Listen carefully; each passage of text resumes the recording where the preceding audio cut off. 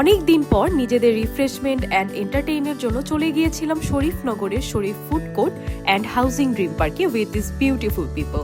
এখানে যারা আছে সবাই আমার দাদা শ্বশুরবাড়ির রিলেটিভ অ্যান্ড অনেকে ব্যস্ত থাকার কারণে সেদিন আসতে পারেনি, দ্যাটস ওয়াই তাদেরকে আমরা সবাই অনেক মিস করেছি। সো আমরা সেদিন সবাই শরীফ পার্কে গিয়ে কতটা এনজয় করেছি সেটা নিয়ে থাকছে আজকের ছোট্ট ব্লগ। সেদিন আমরা সবাই যার যার মতো করে নিজেদের বাসা থেকে রওনা দিই শরীফনগরের উদ্দেশ্যে। এটি ঢাকা কেরানীগঞ্জের কোনাখোলায় অবস্থিত এবং আমি আর দীপ ফার্স্ট টাইম যাচ্ছি সেখানে। আমরা যেহেতু খিলগাঁও থেকে রওনা দিয়েছি, সো আমাদেরকে বাবুবাজার ব্রিজ হয়ে দেন কেরানীগঞ্জ যেতে হবে। আর যারা মোহাম্মদপুর, ধানমন্ডি, লালমাটিয়া অথবা রায়ের বাজারের দিক থেকে রওনা দিবে তাদেরকে কিন্তু বসিলা হয়ে আসতে হবে।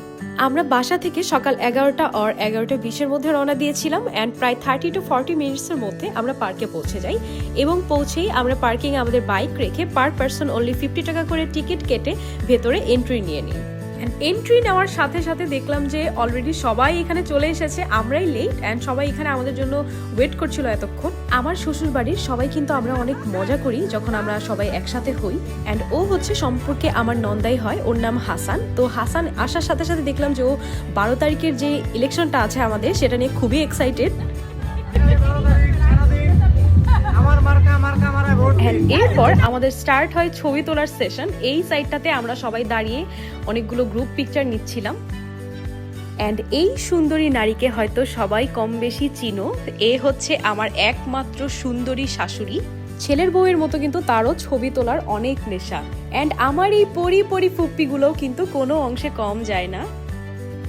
এরপর আমরা ডিরেক্টলি ভেতরের দিকে চলে যাই অ্যান্ড এদিক থেকে আমি কিছু স্ন্যাপ নিচ্ছিলাম কজ জায়গাটা অনেক বেশি সুন্দর। স্পেশালি এই জায়গাটা আমার কাছে দেখতে অনেক ভালো লাগছিল অ্যান্ড এটার ঠিক পাশেই ছিল এরকম ওয়াটার ফাউন্টেন। সো এখান থেকে আমি আমার কিছু ভিডিও নিয়ে নিয়েছি অ্যান্ড পার্কের মধ্যে কিন্তু এরকম একটা সুপার শপ রয়েছে যেটার নাম রং বেরং কালেকশন অ্যান্ড এর ভেতরের সিনটা আমি আসলে নিতে পারিনি যেহেতু ভেতরে হচ্ছে ছবি তোলা অ্যান্ড ভিডিও করা নিয়ে কিছু রেস্ট্রিকশনস ছিল ওদের।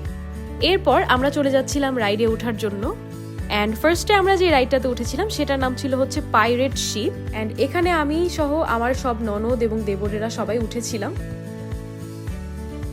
অ্যান্ড এই পাইরেট শিপে ওঠার পর বাকিটা ইতিহাস।